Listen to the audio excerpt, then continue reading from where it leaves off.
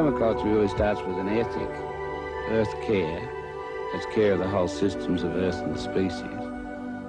So we actually devise model systems. Much of the design is drawn from nature. The end result that we aim for is to produce a system that's ecologically sound and economically profitable. It can get as sophisticated or as simple as you like.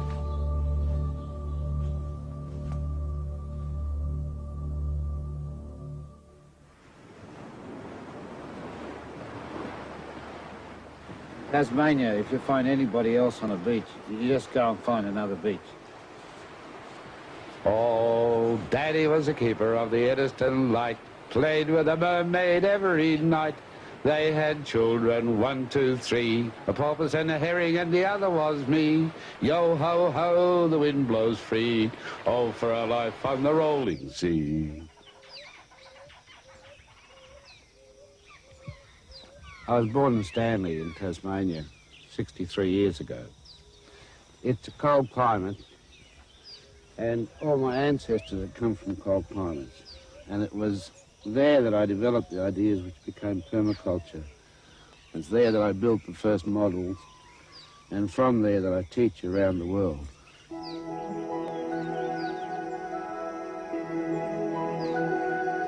I've been working for quite a long time in the rainforests of Tasmania, and I slowly began to realise that their production could be far higher than that of any system that we had devised, and it was from there that permaculture grew.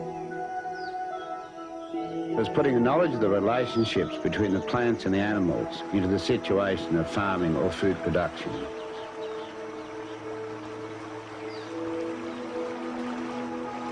By 1978, the gardens that we'd constructed had given us confidence that we could create forest systems which were gardens.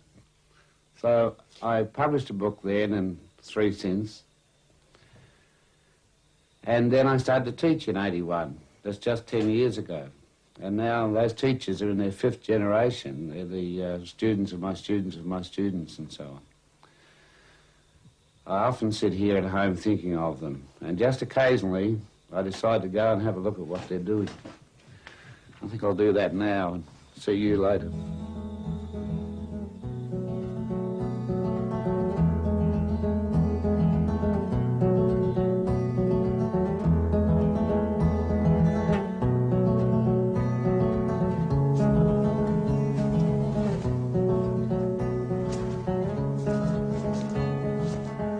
We're in the San Juan Islands, not far from the Canadian border. And these islands were heavily glaciated not so long ago in the Pleistocene. So they're very bare on top. Often they're made up of granites, unlike the mainland. And they have lakes and valleys and typical glacial landscapes. And we'll have a look at some of the action on the San Juans.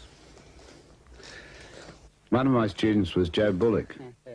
He's been developing a forest garden. Hi, Bill. Yeah, I'm good. It's about 6 years ago you and the boys bought this area. Yeah, about 6 years. When was I here? 5 years ago? I think 4 or 5, something like that. Well, things have changed, and you've had a long battle to find out what to do that works. Still finding out, I think. We're fortunate to be here on a fine summer's day, but here in winter it can get very cold, and heat is an invaluable resource. It's nice, Joe. Joe has wisely combined his kitchen with a greenhouse. It not only heats his house, but provides him with winter food. But Joe's developed other techniques to make the greatest use of the scarce heat resource of this area.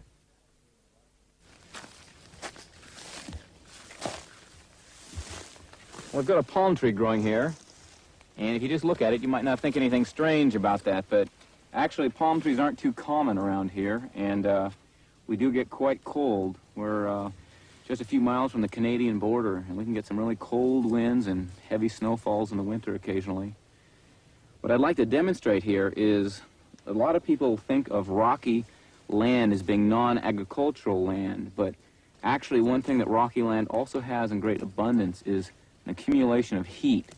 And in a relatively cool summer climate like this, heat is often one of the most precious commodities to the grower of many, many things. So I think people in England and Scotland have long known this by planting things up against rock walls. But if you have land with rocky outcroppings, one might consider placing a heat-loving species close to the rocks in order to benefit from the additional heat they would receive.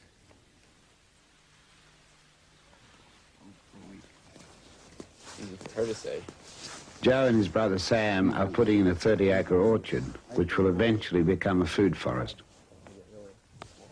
As orchard plants can be expensive, Joe and his brothers have come up with some good ideas to use plants that already exist. We're in the midst of a native crabapple thicket here. That's Malus fusca. It has a big range all over the northwest of the United States. Normally, it's not considered to have much value to most people, although it was utilized by the Native Americans. However, I found that you can graft the smaller trees. This tree is growing on a rocky, dry ridge, and it's never received any care from us except for the initial graft. As you can see, it's healed up real nice. Now, there's quite a difference in the two foliages of these two types, and if you look at it, the smaller leaf here with a cut edge would be typical of the wild tree, and this bigger, broader leaf is the grafted apple tree. It's thriving, and this year, for the first time, it has some fruit on it. This variety is called Irish Peach, and what's even better, they're really good.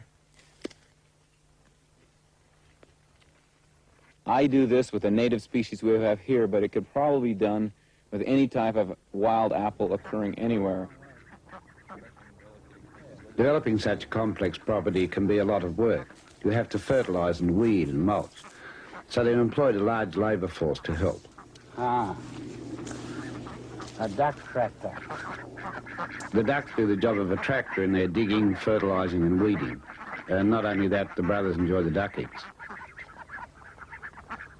We all thought that chicken tractoring would be the way to go with some of these wet, fertile, fast-growing bottomlands.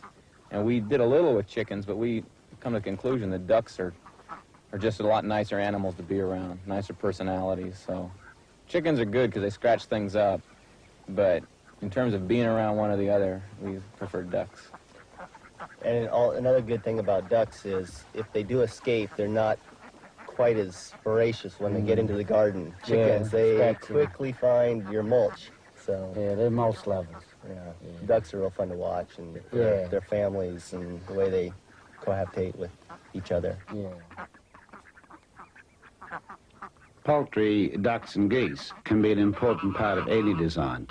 About 30 miles away from Joe's place in the Skagit Valley, I visited a farm and nursery where geese are employed by an old friend of mine, Ann Swartz. These are white Chinese geese, and they eat all the grass species. They eat legumes. They eat chickweed. Mm-hmm. As a matter of fact, I couldn't farm without them. You mean you eat them? Sometimes. Right about this time of the year when I don't want to feed them all winter long. So mainly they're used here for weeding. I have 1.5 acres of potatoes, and they did all my weeding for me in the potatoes. Right. Field is spotless. They did a really wonderful job. We mulch all the beds with the compost, and then the geese come in and eat all the other grasses and weeds, and every once in a while I'll come in with a mower, but by and large the geese eat everything. So they're your main workers Absolutely. in your vineyard. In the nursery stock, in the raspberries, potatoes, strawberries. And I use a very portable fence, and so wherever I want the geese, I just herd them around. Ann's also trained her dogs to get rid of the overgrown zucchinis, which are a problem for all home gardeners. Like most permaculture farmers, Ann's producing far more than she can use, so she has joined other local growers who have adopted a good strategy to sell their surplus product. Cascadian Farm buys strawberries and raspberries and several other kinds of fruit from probably better than 60 growers at this point. Hi, Simon. Simon, are you here? Yeah, Ann. Hi, how are you today? Morning. I got 18 flats and about 350 pounds for you today. Great, come on up. Cascadians always try to pay a good bonus for organic fruit, and they've been more than willing to work with small growers, learning how best to meet the market. No, the quality's good and the flavor's good. Can never get enough pickers, but what else is new? So it's been very beneficial to advance the profitability of small farms, but everything is packed and labeled under the Cascadian Farm label.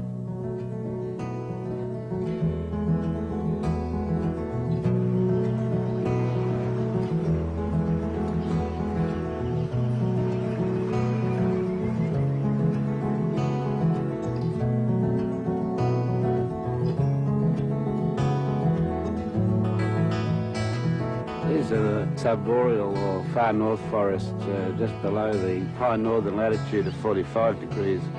They're just north of the oaks on the coast and just south of the purely coniferous forests. It's noticeable here, as it is with all forests, that the forest depends on a fallen forest to grow itself, so that every log and every stump here, many of them are cut-off stumps, have cedar trees growing in them and berry bushes. And all these forests are the same, no matter whether they're northern or southern latitude.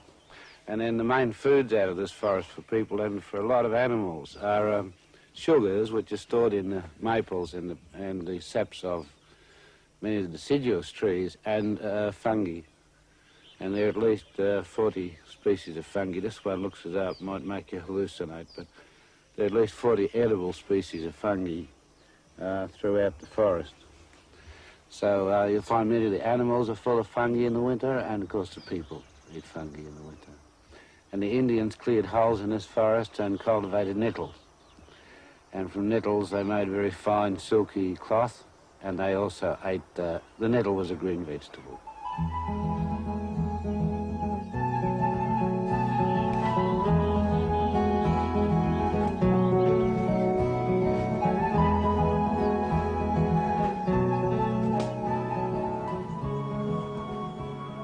We're in England, in Shropshire, on Roman Bank, and it's autumn, or early winter, really.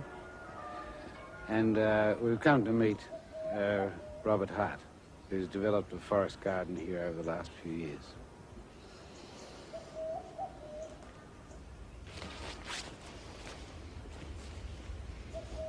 Robert. Pleased to meet you. After a long time. Yes, after a very long time, nearly 12 years. Will we have a look at this garden? Right, grand. Great. Glad to. This garden is one of the oldest examples in Europe of how to go about consciously designing a forest garden. So this is my favorite fruit, actually. This one is? I consider this as nice as any tropical fruit. This is a universal pollinator. It's a golden hornet crab, which will pollinate any kind of ordinary apple. Great, that's a useful thing. A very useful thing indeed. Yes. Production of the temperate areas, because it is soft light, is much greater than the tropics. Is it? It is, and the day length is much longer, as you realise. A cool area forest with clearings has a very complex series of levels, and this garden imitates that very well. That's basically, you know, the structure of the whole system. How many levels do you think? I reckon there are 7 layers. There's the high tree layer of trees that require light. This is an old pear tree that was planted 30 years ago, so that constitutes the canopy. Then there's the low tree layer. That is an apple on dwarfing rootstock, a shade-tolerant apple. Then there's the shrub layer. This is a red currant bush. Then this is the herbaceous layer comprising apple mint. And this is the ground cover layer. That is a strawberry raspberry, a plant